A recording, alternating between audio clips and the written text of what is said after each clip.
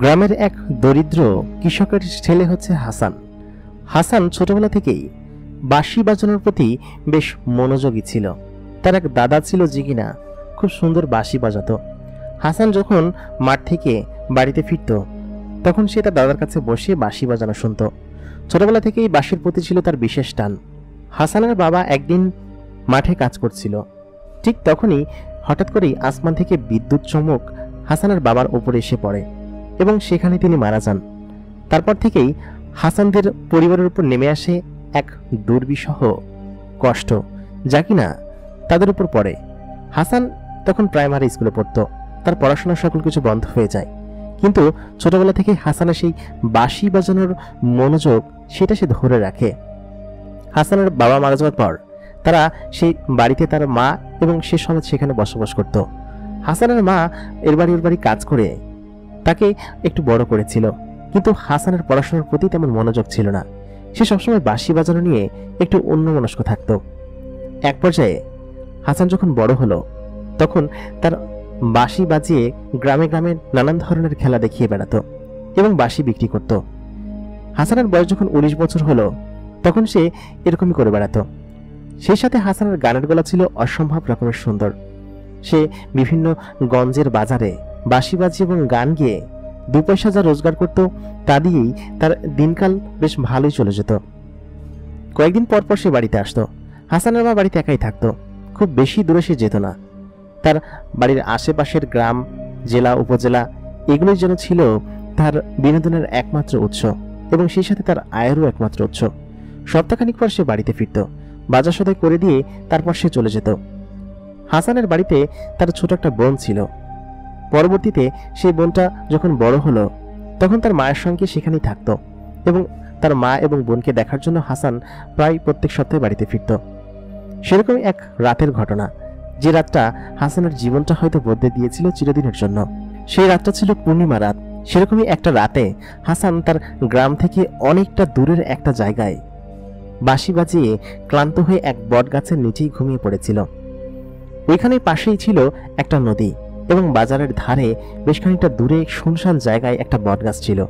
হাসান ওই দিন বিকেলবেলা ওই বাজারে তার বাঁশি এবং জাদুর খেলা দেখিয়ে গান গাওয়ার সমস্ত অনুষ্ঠান শেষ করে সে সেখানে গেল এবং খাওয়া দাওয়া করে সেখানে ঘুমিয়ে পড়ল।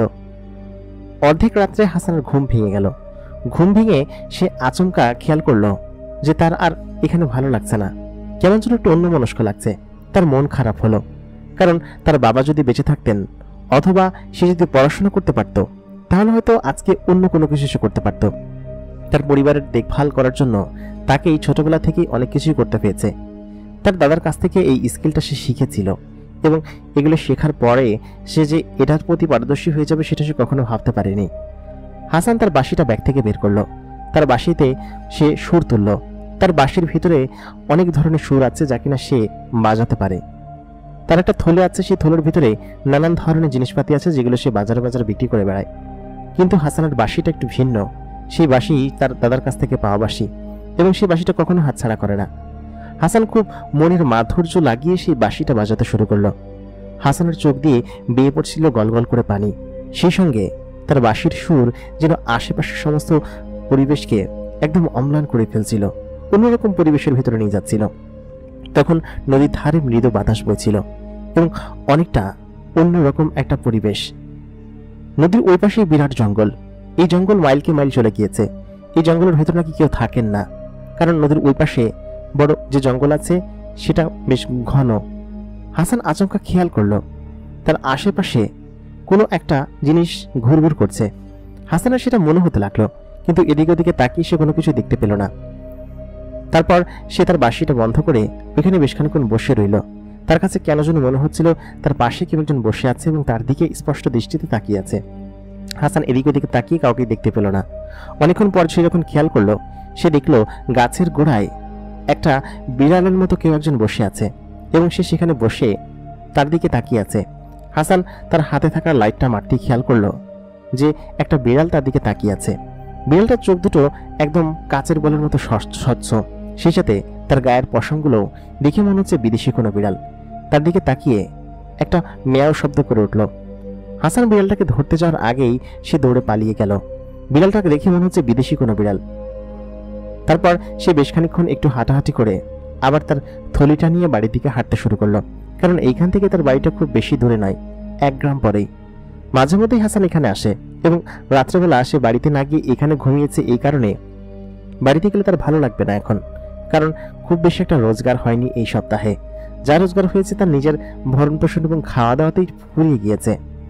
হাসান ভেবেছে যে সকালবেলায় বাড়ি যাবে, কিন্তু ততক্ষণে ফজরের আজান দিতে হয়তো আর 1-1.5 ঘন্টার বাকি। সে চিন্তা করলো যে অনেকক্ষণই তো এখানে বসে বসে এরকম কাটালাম, এখন বাড়িতে ফিরে যাই, বাড়িতে সকাল হওয়ার আগে পৌঁছে যাব, খুব বেশি সময় লাগার কথা না। হাসান থলেটা নিয়ে বাড়ির দিকে যেতে শুরু করলো। সে যখন সেই কাঁচা রাস্তা ধরে বাড়িতে ফিরছিল, গ্রামের সেই কাঁচা এবং কর্দমাক্ত রাস্তা, তখন সে খেয়াল করলো সেই বিড়ালটা তার পেছন পেছন আসছে এবং চারিদিকে এক অদ্ভুত সুঘ্রাণে ভরে গিয়েছে। হাসান বারবার পেছন দিকে তাকাচ্ছে, কিন্তু কোনোভাবেই সেই বিড়ালটা তার কাছাকাছি আসছে না। সে তাকে উপেক্ষা করে বাড়ির দিকে আসতে শুরু করলো। সে যখন বাড়ির পর এসে দাঁড়ালো, তখন মাইকে ফজরের আজান দিচ্ছে। সে তার মাকে ডাকলো। তার মা হাসানকে দেখে খুশি হয়ে গেল। আসার পথে সে চাল ডাল এবং যাবতীয় সমস্ত কিছু কিনে নিয়ে এসেছে, কারণ এই সপ্তাহের বাজার তাকে এখানে করে দিয়ে যেতে হবে। সে যখন বাড়িতে ফিরল, দেখলো বাড়ির পরিবেশ আগের মতোই আছে, তেমন কোনো কিছু পরিবর্তন হয়নি। হাসানের বোন এবার ক্লাস 8-এ পড়ছে, তার পড়াশোনার খরচ সমস্ত কিছু সেই চালায়। এই কারণে তাকে একটু বেশি করে কষ্ট করে তাকে পড়াশোনার খরচ এবং সবকিছু দিতে হয়।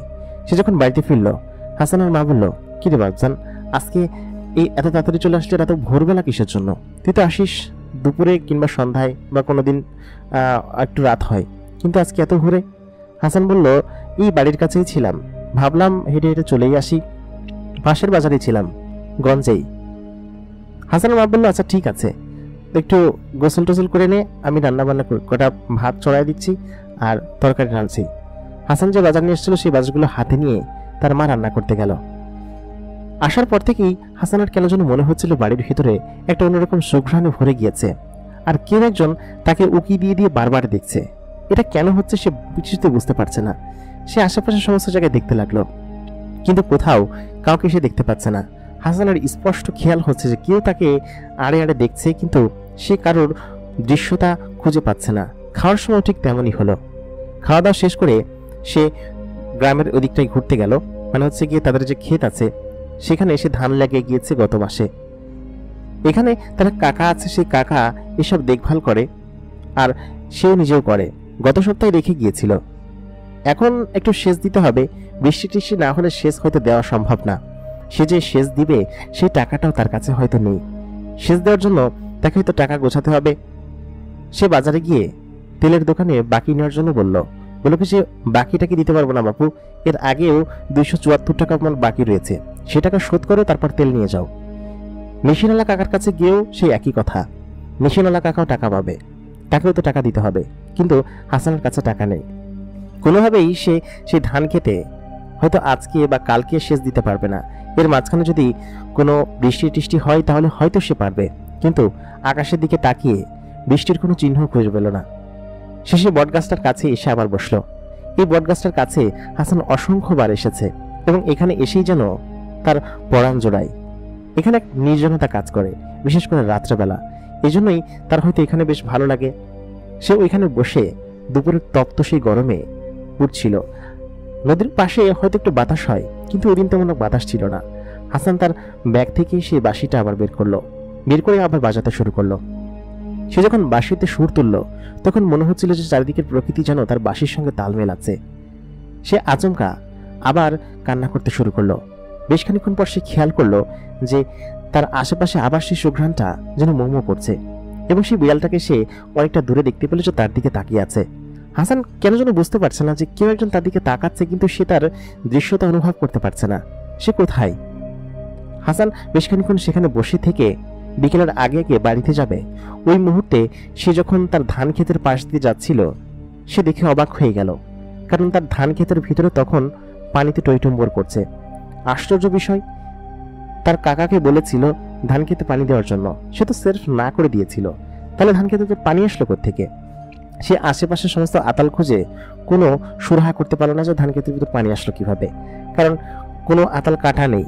কাটা থাকলেই না নালা দিয়ে পানি আসবে, কোথাও কোনো কাটা নেই, কোনো কিছু নেই, কিন্তু তার ধান ক্ষেত পুরো পানি দিয়ে ভরে গিয়েছে। এমত অবস্থায় সে বেশ খানিকটা বিস্মিত হয়ে বাড়িতে চলে আসলো। তার মন কিছুটা হয়তো খারাপ ছিল, সেটা ভালো হয়ে গেল। বাড়িতে আসার পর সে খেয়াল করলো তার মা আজকে বেশ বড় একটা রুই মাছ রান্না করেছে। হাসান জিজ্ঞেস করলো, মা এত বড় মাছ কে দিয়ে গিয়েছে? তখন হাসানের মা বলল, এই যাওয়ার সময় তোরা কাকা দিয়ে গিয়েছে, সে নাকি মাছটা আজকে নদী থেকে পেয়েছে। হাসান যে কাকার কথা ভাবছে সেই কাকা তো এরকম মাছ দেওয়ার কথা না, তারা তো একটা পুঁটি মাছও দেওয়ার কথা না, তাহলে এত বড় মাছ দিয়ে গেল কিছুই তো বুঝতে পারছে না। ওই দিন সন্ধ্যার দিকে হাসানের সেই কাকার সঙ্গে রাস্তায় দেখা। তার কাছে জিজ্ঞেস করলো যে, কাকা আপনি আমাদেরকে মাছটা দিয়েছেন, অনেক ধন্যবাদ। সেই কাকা আবার পেশায় জেলে ছিল। তিনি বললেন, কই আমি তো তোদেরকে কোনো মাছ দিইনি। বাড়িতে সন্ধ্যার পরে রাত্রেবেলা ফিরে হাসান তার মাকে জিজ্ঞেস করলো, তুমি যে বললে অমুক কাকা দিয়েছে, কিন্তু সে তো কোনো মাছই দেয়নি। হাসানের মা বলল, কি বলছিস? উনি না বিকালের বেলা এসে আমাকে দিয়ে গেল, বললো কি যে এই নাও তোমরা মাছ টাছ খাও না, এই বড় মাছটা আজকে তোমাদেরকে দিয়ে গেলাম। হাসান কারোর কথার কোনো মিল পেল না। তার সঙ্গে গতকাল রাত থেকে এবং এই এখন পর্যন্ত যা যা ঘটছে সমস্ত কিছুই বেশ আধ্যাত্মিক ছিল, যা কিনা হাসানের কোনোভাবেই মাথাতে ঢুকছে না। সে রাত্রেবেলা খাওয়া দাওয়া শেষ করে আবার তার গ্রামের পাশের একটা ছোট্ট জায়গা ছিল যেখানে সে মাঝে মধ্যে বসত, একটা পুকুর পাড়টা শান বাঁধানো, এবং এটা এই এলাকার যে মেম্বার আছে সেই মেম্বারের পুকুর, সে শান বাঁধিয়ে রেখেছে। কিন্তু এখানে পাশে হওয়ায় সে তার বাড়ি থেকে অনেকটা দূরে, যার কারণে এখানে তেমন কেউ আসেন না। হাসান মাঝে মধ্যে এখানে বসে বাঁশি বাজায়। ওইখানে যে হাসান বসে সেটা মেম্বার খুব ভালোভাবে জানেন, কারণ তার বাঁশির সুর সবাই শুনতে পায়, এবং হাসানের কাছে তার বাঁশি সমস্ত এলাকাবাসীর কাছে এবং সেই মেম্বারের কাছে হাসানের বাঁশির সুর অনেক ভালো লাগে। সে ওখানে বসে বাঁশি বাজাতে শুরু করলো। বেশ খানিকক্ষণ বাঁশি বাজানোর পর আচমকা খেয়াল করলো যে তার পাশে কেউ একজন বসে আছে, এবং সেটা স্পষ্ট সে দেখতে পেল। যে বসে আছে তাকে সে দেখে ভয় পেয়ে নিচে পড়ে গেল, ওমা বলে চিৎকার করে উঠল। কিন্তু হাসান যখন চোখ মুখ মুছে আবার সেদিকে তাকালো, দেখলো সেখানে আর কেউ নেই। আশ্চর্য তো, এই মাত্র সে যখন ডান দিকে তাকালো দেখলো তার পাশে কেউ একজন বসে আছে। গত 2 দিন ধরে তার সঙ্গে ঘটছে এক আধ্যাত্মিক ঘটনা। সে 2 দিন ধরে এখানেই রয়েছে, এরকম আধ্যাত্মিক ঘটনা তো তার সঙ্গে ঘটে না। আশ্চর্য হয়ে সেই হাসান আবার তাদিকে তাকিয়ে দেখতে লাগলো, কিন্তু কোথাও কেউ নেই। বেশ খানিকক্ষণ পর হাসান জিজ্ঞেস করলো, কে ওখানে? কে আমাকে ফলো করছো? 2 দিন ধরে আমি দেখছি কেউ একজন আমার আশেপাশে আমাকে ফলো করছে। তুমি কে? তোমার যদি সাহস থাকে তাহলে সামনে আসো, আমাকে এরকম ভয় দেখাচ্ছ কিসের জন্য? আচমকা এই কথা বলতেই একটা অদৃশ্য কণ্ঠ হাসানের কানে ভেসে আসলো। বলল কি যে, তোমার বাঁশির সুর আমার কাছে অনেক ভালো লাগে, তুমি খুব সুন্দর বাঁশি বাজাও, বাঁশি বাজানো থামিও না দয়া করে, আমি তোমার বাঁশির সুর শোনার জন্য এখানে আসি। হাসান ভয় পেয়ে বকির থুথু নিয়ে পেছনে যেতে শুরু করলো, কারণ কাউকে দেখা যাচ্ছে না, অথচ একটা কণ্ঠ তার কানে ভেসে আসছে। কণ্ঠটা একটা মেয়ে মানুষের কণ্ঠ ছিল, এবং সেই কণ্ঠটা ছিল এত স্মৃতিমধুর যে তার কানে যেন মধুর মতো বাজছিল। হাসান তখন উঠে দৌড় দিতে শুরু করলো। সেই কণ্ঠটা হাসানের পিছু যেন ছাড়ছিলই না। হাতলের মধ্যে দিয়ে সে যখন দৌড়াচ্ছিল, সে ভয়ে পড়ে গিয়ে তার গায়ের সমস্ত জায়গায় কাদা মেখে গেল, কারণ সে ক্ষেতের ভিতর দিয়ে দৌড়ানো শুরু করেছে। ঠিক আচমকা তখনই সে খেয়াল করলো ধানের ভুঁইয়ের উপর দিয়ে একটা অদৃশ্য আলো তার দিকে আসতে শুরু করেছে, এবং সেই আলোটা ছিল একটা অন্যরকম দৈবিক আলো, জ্বলজ্বল করছে, নীল রঙের আলো। হাসান দেখে সেই কাদার ভেতর থেকে উঠে আবার পেছন দিকে দৌড়াতে শুরু করলো। তখন সে খেয়াল করলো আতালের মাঝখানে একটা অদৃশ্য ছায়া আস্তে আস্তে দৃশ্যমান হচ্ছে, এবং তার সামনে একটা জলজান্ত মেয়ে মানুষ দাঁড়িয়ে আছে, কিন্তু তার গায়ে এক ধরনের অলৌকিক জাগতিক আলো জ্বলছে, যে আলোটা তার রূপ এবং তার চেহারাকে যেন অন্যরকম ভাবে ফুটিয়ে তুলেছে। হাসান ভয়ে ভয়ে তাকে জিজ্ঞেস করলো, আপনি কে, এবং এখানে কি করছেন, এবং আমার পিছু কেন নিয়েছেন? মেয়েটি তখন বলল, আমার নাম আলো, আমাকে তুমি চিনবে না। তোমার বাঁশির সুর আমাকে কেন যেন আমার ঘরে থাকতে দেয় না, আমি ঘর থেকে তাই এখানে বারবার ছুটে আসি। তোমার বাঁশির সুর প্রথম যেদিন শুনেছিলাম তখন আমি কেন যেন ঘরে বসে থাকতে পারিনি, আমার কানে এই সুরটা যেন মধুর মতো করে বাজছিল। বাঁশির সুর ট্র্যাক করতে করতে যখন আমি তোমার কাছে এসে পৌঁছালাম, দেখলাম সে এক অদৃশ্য অসম্ভব সুন্দর বালক একটা বটগাছের নিচে বসে তার বাঁশিতে সুর তুলছে। তারপর দেখলাম তোমার চোখে কান্না, তুমি কান্না করছো, এবং তোমার সেই বাঁশির সুর কান্না হয়ে তোমার চোখ দিয়ে নিচে যেন বেয়ে পড়ছে। তোমার এত দুঃখ কিসের বলো? তুমি এত সুন্দর বাঁশি বাজাও, কিন্তু তোমার দুঃখ দেখিয়ে আমার কেমন যেন খারাপ লাগলো। পরে তোমাকে ফলো করলাম, ততটুকু বুঝতে পারলাম যে তোমার পরিবারের সমস্ত খরচ গোছাতেই তোমাকে মূলত এই কাজগুলো করতে হয়। কিন্তু তুমি এগুলো কেন করো? তোমার বাবা কোথায়? আর তুমি এত কষ্ট করে সমস্ত কিছু ম্যানেজ করো কিসের জন্য বলো তো?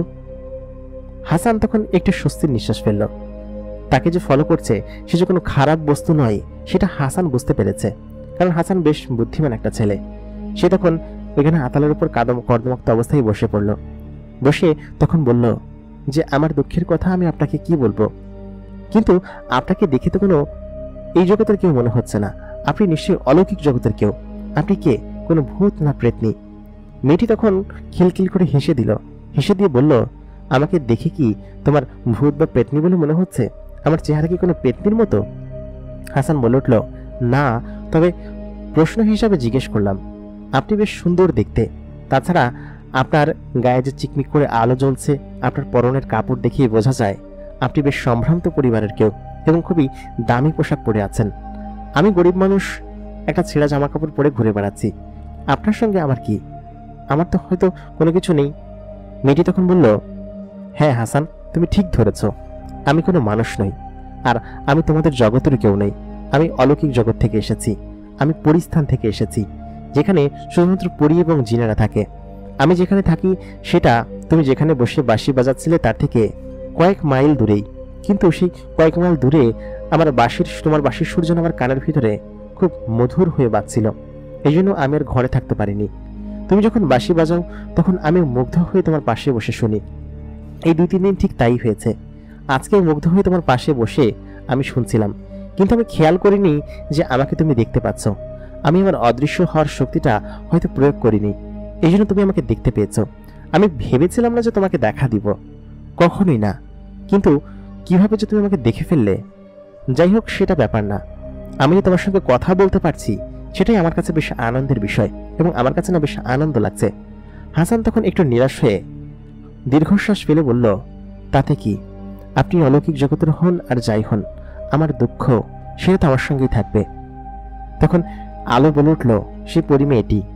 হাসান, আমি জানি তোমার অনেক দুঃখ, এবং সেই দুঃখ আমি তোমাকে ঘুচিয়ে দিব। তোমার জীবনে কোনো দুঃখ থাকবে না।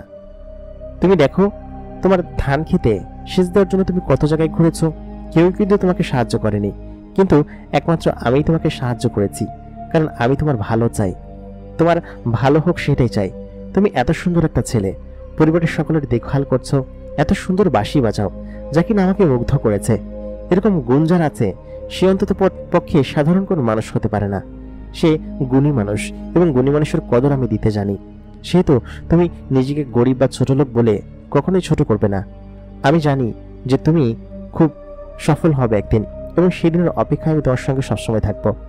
হাসান তখন বলল, তুমি আমার সঙ্গে থাকবে? কিন্তু কেন? তুমি তো পরিস্থানের একটা পরী। তুমি এখানে এসেছো আমার বাঁশির সুর শুনতে, হয়তো সেটা শুনেই তুমি চলে যাবে। মেয়েটি তখন বলল, একদমই তেমন না। তোমার বাঁশির সুর আমার কাছে ভালো লাগে, সেই সাথে তোমাকে দেখে আমার বেশ ভালো লেগেছে, কারণ তুমি তোমার পরিবারের প্রতি দায়িত্বশীল, এবং সেই সাথে তোমার পরিবার চালানোর জন্য তুমি কষ্ট করো। এটা আমার কাছে বেশ ভালো লাগে। আর এই যে ঘুরে ঘুরে এদিকে সেদিকে যে তুমি কষ্ট করো, সেটা আমার কাছে ভালো লাগে। ওই মুহূর্তে পরীটা বলে উঠল, তোমার গায়ে কাদা লেগে গিয়েছে। আমি চাই তুমি ওই পুকুরে গিয়ে গোসল করে আসো। আমি তোমার জন্য কাপড় এবং খাবারের ব্যবস্থা করছি। হাসান তখন বলল, না, আমি তোমার কাছ থেকে কেন কাপড় এবং অন্যান্য কিছু নিব? সেটা তো অবশ্যই নিব না। তখন পরিমেয়েটা বলল, আমি বন্ধু হিসেবে তোমাকে দিচ্ছি, তুমি কি আমার বন্ধু হবে? হাসান বেশ খানিকক্ষণ চিন্তা করে বলল, বন্ধুর কাছ থেকে নেওয়াই যায়, কিন্তু তোমার কাছ থেকে তো আমি কিছু নিতে পারবো না, কারণ আজকেই তোমার সঙ্গে আমার পরিচয়। একদিনের পরিচয়ে কিভাবে কারোর কাছ থেকে কোনো কিছু নেওয়া যায়? পরিমেয়েটা তখন একটু ধমক দিয়ে বলল, তুমি নিবা মানে নিবা, আমি তোমাকে নিতে বলেছি না, এত কথা বলো কিসের জন্য? তাই বলে সে উপর থেকে নিচে নেমে এসে হাসানের হাত ধরলো। ধরে তাকে টানতে টানতে এক প্রকার জোরপূর্বকই সেই পুকুর পাড়ের ধারে নিয়ে গেল, এবং নিয়ে গিয়ে বলল, যাও, তুমি নিচে গিয়ে গোসল করে আসো, আর তারপর আমি দেখছি। হাসান নিচে গিয়ে গোসল করে যখন উপরে আসলো, সে খেয়াল করলো যে সেখানে বেশ দামি কয়েকটা কাপড় রাখা, এবং সেই সাথে থালা ভর্তি খাবার এবং ফলমূল রাখা। হাসান বলল, এগুলো আমি নিতে পারবো না, তুমি দয়া করে এগুলো নিয়ে চলে যাও। পরিমেয়েটি তখন বলল, আমি তোমাকে এসব দয়া করে দিচ্ছি না, বা তোমাকে ফ্রিতেও দিচ্ছি না, বদলে তুমি আমাকে বাঁশি শোনাবে। সেটাই তো, আমি কোনো কিছুই তোমার কাছ থেকে ফ্রিতে নিব না। তুমি ভাবছো যে ফ্রিতে নিচ্ছি, এমনটা কিন্তু মোটেই না। তুমি আমাকে প্রত্যেকদিন বাঁশির সুর শোনাবে, বদলে আমি তোমাকে টাকা দিব, আর তোমার যা লাগে সেসব দিব, তাতে তো তোমার কোনো আপত্তি নেই। হাসান বেশ খানিকক্ষণ চুপ থেকে বলল, না, তাতে আমার কোনো আপত্তি নেই। ঠিক আছে, তাহলে তুমি এটাই করো। পরিমেয়েটির কথা বলতে হাসান তখন তার কাপড়গুলো পরে নিল, যে নতুন কাপড়গুলো দিয়েছিল। কাপড়গুলো থেকে যেন এক ধরনের অন্যরকম চকচকে ভাব এবং খুব সুন্দর সুঘ্রাণ বের হচ্ছিল। পরিমেয়েটি তখন বলল, এটা আমাদের ওইখানকার সব থেকে দামি কাপড়। তুমি যখন গোসল করছিলে আমি তখন আমাদের ওইখান থেকে গিয়ে নিয়ে এসেছি। হাসান একটু অবাক হয়ে বলল, এত দ্রুত? সে বলল, হ্যাঁ, আমরা খুব দ্রুত চলাফেরা করতে পারি। তোমার বাঁশির সুর অনেক দূর থেকে আমি শুনলাম কি হবে, কারণ আমাদের শ্রবণ শক্তি, দৃষ্টিশক্তি সব বেশি তীব্র, এবং সেটা দ্বারাই আমি শুনেছি। বদলে কিন্তু বাঁশির সুর শোনাতে হবে, সেটা কিন্তু ভুলে যেও না, ঠিক আছে? আজকে আমি যাই, আজকে অনেক রাত হয়ে গিয়েছে। তাছাড়া তুমি এগুলো নিয়ে বাড়িতে যাও, তোমার বোনকে গিয়ে দিও আর তোমার সকলকে গিয়ে দিও, ঠিক আছে? আমি কালকে আবার আসবো। কালকে কোথায় আসবো বলো তো? কোথায় তোমার সঙ্গে দেখা করলে ভালো হয়? হাসান তখন বলল, আমি যে কোথায় যাই সেটা তো তুমি ভালো মতোই জানতে পারবে, তাই না?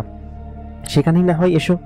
তবে আমি কিন্তু তোমাকে অবশ্যই বলে নিচ্ছি, বাঁশির সুর শুনেই কিন্তু আমি তোমার কাছ থেকে সমস্ত কিছু নিয়েছি, আমি কিন্তু ফ্রিতে কিছু নিইনি।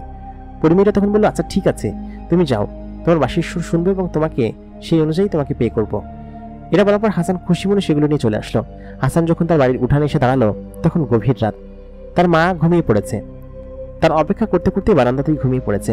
হাসানরা যে ঘরটায় থাকে সেই ঘরটা খুবই জীর্ণশীর্ণ এবং সন দিয়ে ঘেরা একটি ঘর। সেই ঘরের ভিতরে দরজাটা এবং সমস্ত কিছু নড়বড়ে। অবশ্য ঘরের ভিতরে তেমন কোনো কিছু নেই। সে তার মাকে ডাক দিতে তার মা ঘর থেকে বেরিয়ে আসলো। বেরিয়ে এসে বলল, কি রে বাবা, এত রাত হয়ে গিয়েছে, কোথায় গিয়েছিলি? আমি ভেবেছিলাম হয়তো তুই আবার কাজে চলে গিয়েছিস, তুই তো আর আমাকে বলে টলে যাস না। পরে দেখলাম তোর সমস্ত ব্যাগপত্র এখানে রেখে গেছিস, এই জন্য আর তেমন কোনো কিছু না করে আমি ঘুমাই গেছি। তুই আয়, তোকে খাবার দেই। হাসান তখন বলল, না মা, আমি খেয়ে এসেছি এবং তোমাদের জন্য খাবারও নিয়ে এসেছি। তাই বলতেই সেই থালা ভর্তি এবং ব্যাগ ভর্তি ফলমূল সমস্ত কিছু সেখানে নামিয়ে দিল। হাসানের বোন তখন উঠে এসে সেগুলো খেতে লাগলো। হাসানের মা বলল, এই জিনিসগুলো কোত্থেকে নিয়ে আসছিস? হাসান জানালো যে যেখান থেকেই নিয়ে আসি, এগুলো নিয়ে তুমি চিন্তা করো না, তুমি খাও, আমি খেয়েছি। তাই বলে সে তার হাতে থাকা বাঁশিটা তার বিছানার পাশে রেখে ঘুমাতে চলে গেল। পরদিন যখন সকাল হলো, তাকে তো সমস্ত জিনিস নিয়ে বের হতেই হবে, তাই না? সেই জন্য সেই সমস্ত জিনিস নিয়ে বের হয়ে একটা বাজারের কাছে গিয়ে থামলো। সেখানে গিয়ে সে খেলা দেখাবে, আজকে গান গাইবে, বাঁশি বাজাবে, এই সমস্ত কিছু করবে এবং তার হাতে যেসব বাঁশি এবং বাদ্যযন্ত্র আছে সেগুলো সে বিক্রি করবে, যদিও সবার থেকে খুব কম দামে বিক্রি করে। হাসান সেদিনকে বিকেলবেলা সমস্ত বাজারের দৃষ্টি আকর্ষণ করে গান গাইল, তারপর বাঁশির সুর শোনালো। এরপর সেখান থেকে যা ইনকাম হলো তা দিয়ে সন্ধ্যার দিকে খাওয়া দাওয়া, হালকা একটু নাস্তা করে সে বটগাছটার কাছে গেল। সেখানে গিয়ে সে বসল। বসে সে বেশ খানিকক্ষণ চুপ থেকে আচমকা যখন বাঁশিটা হাতে নিল তখনই সে ডান দিকে তাকিয়ে দেখলো পরিমেয়েটি তার পাশে বসে আছে। হাসান আচমকা চমকে গিয়ে বলল, এরকম চমকিয়ে দাও কিসের জন্য তুমি আমাকে বলো তো? আমি তো তোমাকে দেখে ভয় পাই, তাই না? আচমকা এরকম দেখলে তো ভয় পাওয়ারই কথা। আলো তখন বলল, এত ভয় পাওয়ার কি আছে? আমি তো কোনো ভূত প্রেত না যে তোমাকে খেয়ে ফেলবো। আমি তো তোমার কাছে এসে কখন বসে আছি, তুমি এখানে এসে এরকম নীরব চিত্তে বসেছিল কিসের জন্য? আর তুমি কিন্তু তোমার পরিবারের কথা বলোনি। তোমার বাবার কি হয়েছে, সে কোথায়, সে কি আছে নাকি মারা গিয়েছে? হাসান তখন বলল, আমার বাবা আজকে থেকে প্রায় 12 বছর আগে মারা গিয়েছে। তখন আমি বেশ ছোট। ওই সময় থেকে আমার মা খুব কষ্ট করে আমাকে বড় করেছে। তারপর আমার দায়িত্ব আমার মায়ের পরিবারের সমস্ত কিছু দায়িত্ব দেখা এবং সমস্ত কিছু আমাকেই দেখভাল করতে হবে। আমার চাচারা আমাদেরকে অনেকভাবে ঠকিয়েছে, শুধুমাত্র তাই নয়, সেই সাথে আমাদের এখনো বেশ কষ্ট করে চলতে হয়। আমি হয়তো পড়াশোনা করতে পারলে কোনো কিছুটা করতে পারতাম, কিন্তু সেটা হয়তো আদতেও সম্ভব হয়নি, আর এই জন্য মূলত এটা করে বেড়াই। যদিও এই জিনিসটা শিখেছিলাম আমার দাদার কাছ থেকে। আমার দাদা খুব একটা সুর তুলতেন, সেই সুরটা আমার কাছে এত করুণ লাগতো, তুমি শুনবে? পরিমেয়েটি তখন বলল, হ্যাঁ, কেন শুনবো না, শোনাও আমাকে। এরপর সে সেই বাঁশির সুর তুলল তার বাঁশিতে, এত সুন্দর করুণ সুর যে কেউ শুনলে সেই সুরের পাগল হয়ে যাবে। সে তার দাদার কাছ থেকে এই সুরটা শিখেছিল। বাকি সব সুর অবশ্য এরকমভাবে শেখা, তবে এটা একটু বেশি ভালো। পরিমেয়েটা তখন কান্না করে দিল, বলল কি যে কেউ এত সুন্দর করে বাঁশি বাজাতে পারে, আমার আসলে কখনো বিশ্বাসই হয় না। তোমার সঙ্গে পরিচয় না হলে বা তোমার এই বাঁশির সুর আমার কানে ভেসে না আসলে আমি হয়তো বুঝতেই পারতাম না যে এত সুন্দর করে কেউ বাঁশি বাজাতে পারে। আমার মনটাই ভরে গেল। তাই বলে বেশ কিছু খাবার তার দিকে এগিয়ে দিল। তারপর বলল, হাসান, আমি দেখেছি আজকে তুমি খাওনি কিছু।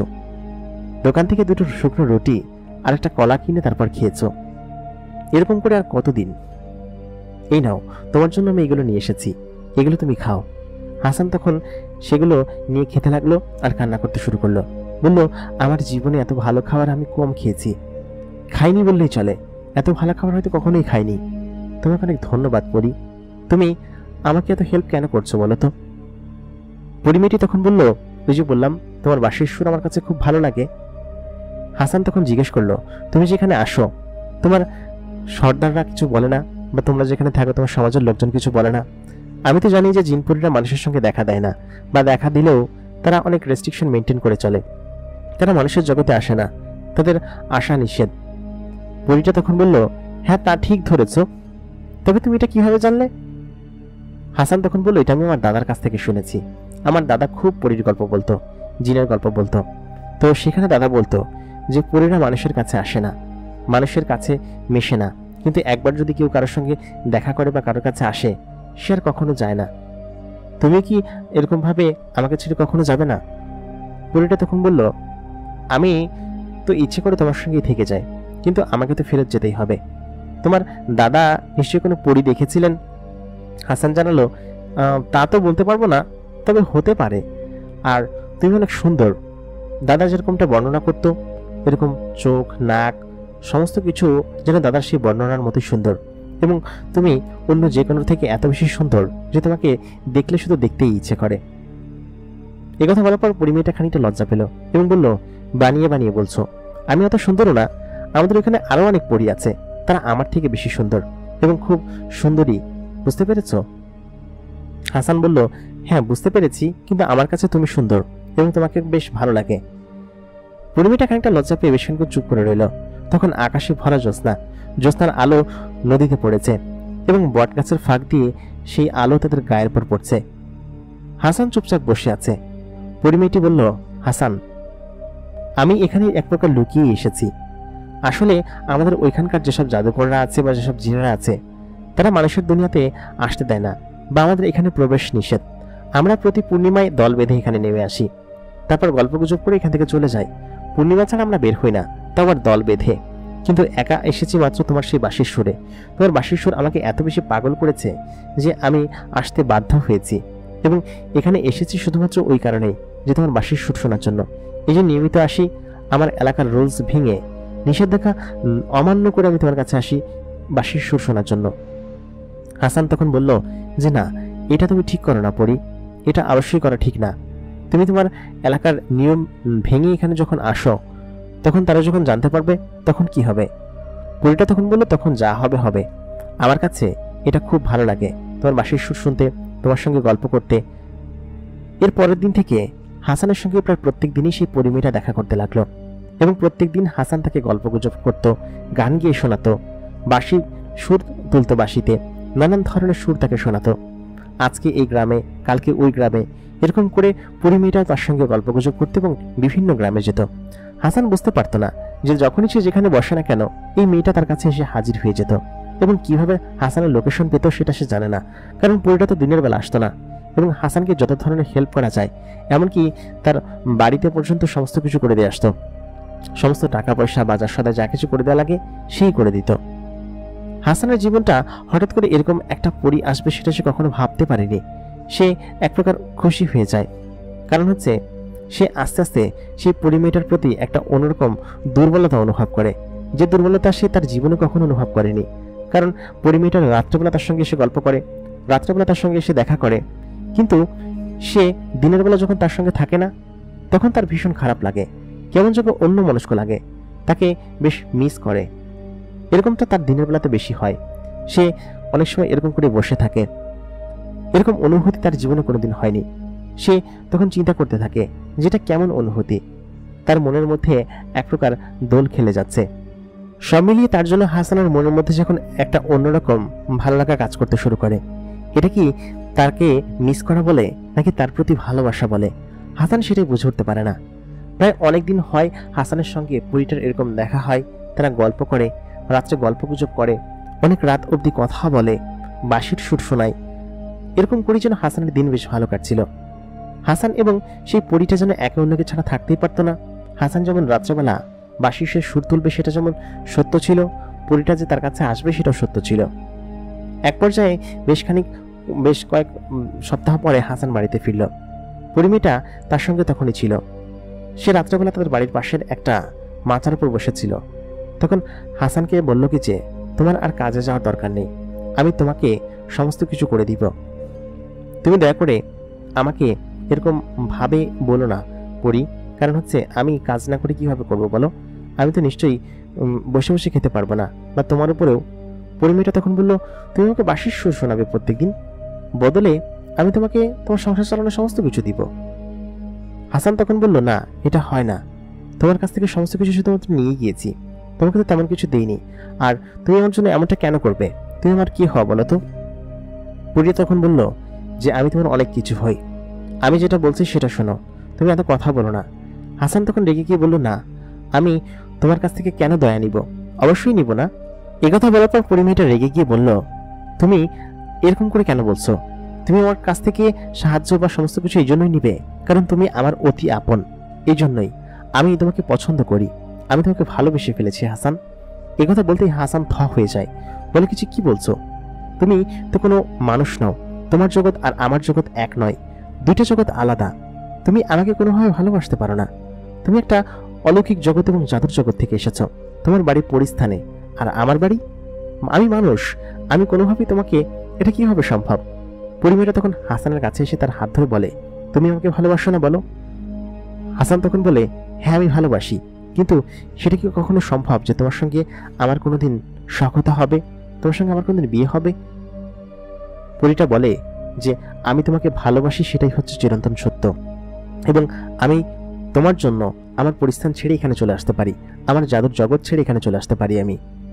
তুমি আমাকে, একথা বলতে হাসান বলল, না, এটা কখনোই সম্ভব না, তুমি চলে যাও এখান থেকে পরি। তোমার পরিবারের লোকজন যখন জানতে পারবে তখন আমার ক্ষতি করবে, আমার পরিবারের ক্ষতি করবে, আমি সেটা চাই না, তুমি এখান থেকে চলে যাও। তারপর পরিটা সেখান থেকে এক প্রকার কান্না করতে করতে চলে যায়। হাসান 3-4 দিন বাঁশি বাজানো বন্ধ রাখে, কারণ তার অনেক কষ্ট হচ্ছিল পরিটার জন্য। পরিটা তার বাঁশির সুর না শুনতে পেয়ে তারও ভীষণ খারাপ লাগছিল, কারণ তার বাঁশির সুর ছাড়া পরিটার কোনো কিছুই ভালো লাগে না। তার কাছে সবসময় যেন হাসানের বাঁশির সুরই এক অন্যরকম গাথা হয়ে কাজ করে। হাসান কোনোভাবেই যেন সেখানে থাকতে পারছিল না। এক বিকেলবেলা সন্ধ্যার আগে আগে হাসান যখন একটা শুনশান জায়গায় একা একা বসেছিল, সে তখন খেয়াল করলো তার পেছনে একটা মেয়ে দাঁড়িয়ে আছে। সে পেছন দিকে তাকিয়ে অবাক হয়ে গেল। মেয়েটা ছিল বেশ লম্বা, তার পেছনে ছিল ছোট ছোট দুটো ডানা এবং অন্যরকম একটা জামা পরা। সে তখন একটু অবাক হয়ে জিজ্ঞেস করলো, আপনি কে এবং আপনি কি করছেন? পরিমেয়েটি বলল যে, আপনি আমার বান্ধবীকে কেন কষ্ট দিচ্ছেন? আপনি কেন তাকে এরকম ভাবে কষ্ট দিয়ে আপনি নিজে বেশ ভালো আছেন এখানে বসে আছেন, বলুন তো? এই কথা বলতেই হাসান বলল, আমি বুঝতে পারিনি আপনি কি বোঝাতে চাচ্ছেন। তখন সে বলল যে, আমি আলোর বান্ধবী, আমি আলোর কাছে এই 2 দিন ছিলাম। আলো আপনাকে ছাড়া সমস্ত কিছু করা বন্ধ করে দিয়েছে, সে খাওয়া দাওয়া করা বন্ধ করে দিয়েছে, সে কোনো কিছুই করছে না, কারোর সঙ্গে কথাও বলছে না, ঝিম ধরে তার নিজের ঘরের ভিতরে বসে থাকে।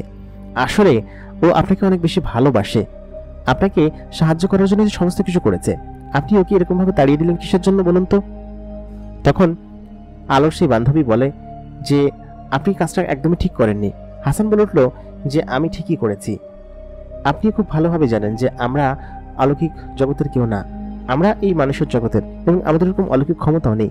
জাদুর জগৎ থেকে ওকে এখান থেকে চলে আসতে বলছে, ওনাকে এখানে চলে আসবে, সেটা কি ঠিক হবে?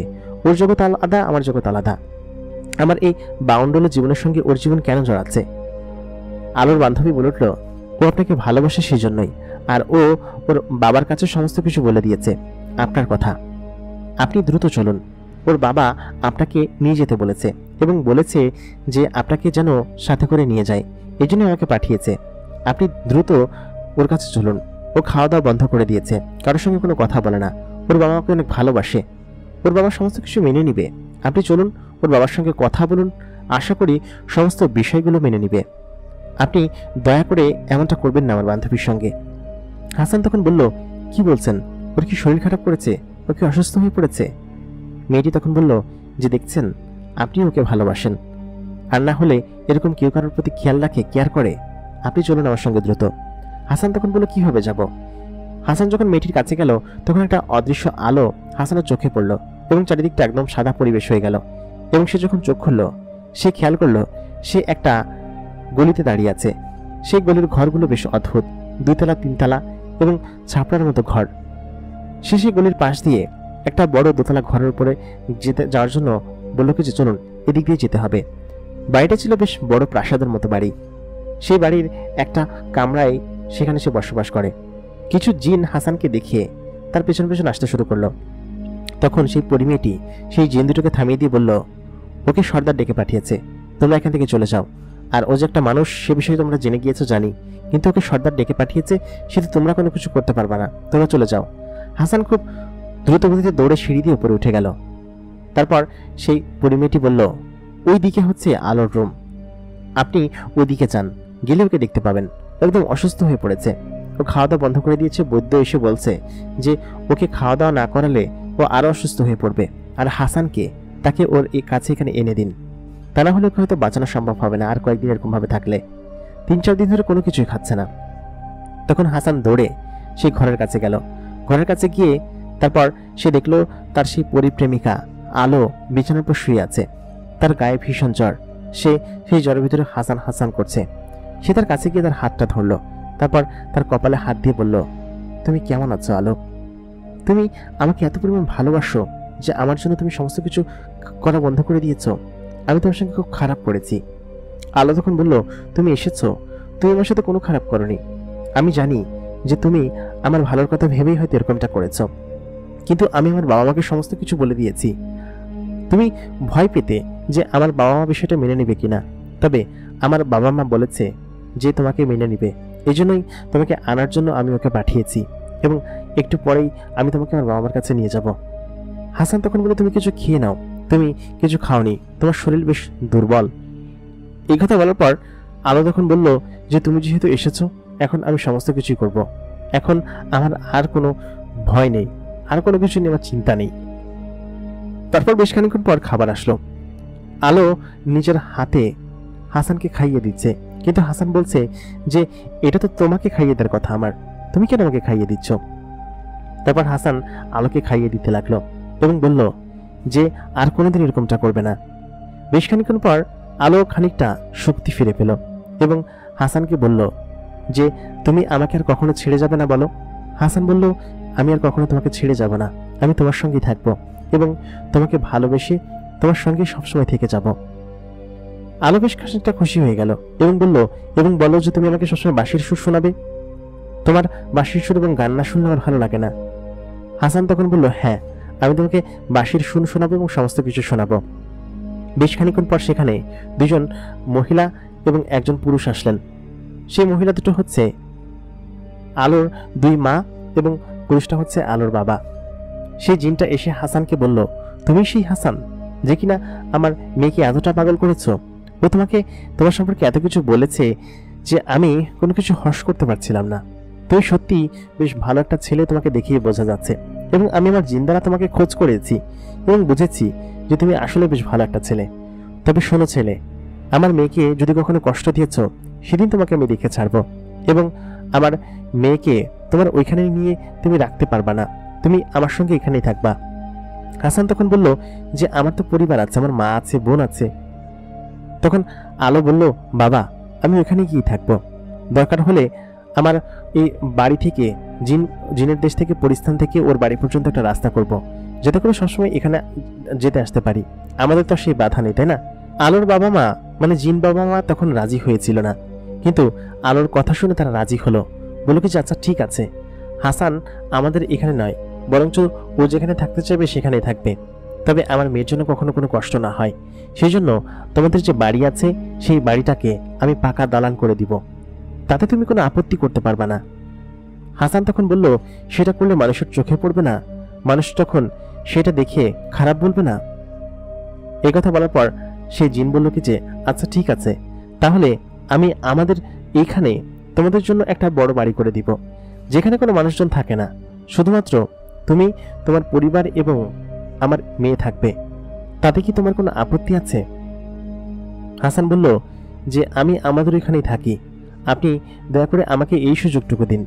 আমি আপনার কাছে ওয়াদা করছি যে আমি কাজবাজ করে আমি নিজেই সেই বাড়ি তৈরি করব এবং বাড়ি তৈরি করে আপনার মেয়েকে সেখানে রাখবো। আপনি আপাতত আমাদেরকে এখানেই থাকতে দিন। তারপর হাসানের বাবা রাজি হলো, বলল কি আচ্ছা ঠিক আছে। হাসান এবং সেই পরিমেয়েটি বেশ খুশি ছিল এবং হাসান সেই পরিমেয়েটির হাত ধরে সেখানে বসে থাকলো। ওই ঘটনার কয়েক মাস পর হাসান তাদের বাড়ির পেছনের সেই মাচালিটাতে, ধান ক্ষেতের পাশে একটা মাচালি তৈরি করেছিল তাদেরই ধান ক্ষেতের উপর। সেই মাচালির উপর তাকে নিয়ে বসে আছে আলোকে। আলো হাসানের কোলের উপর মাথা রেখে শুয়ে আছে। আলো তখন বলল, কি ব্যাপার, বাঁশির সুর দাও, তাড়াতাড়ি বলো এবং গান শোনাও আমাকে। তোমার বাঁশির সুর এবং গান না শুনলে আমার কাছে ভালো লাগে না।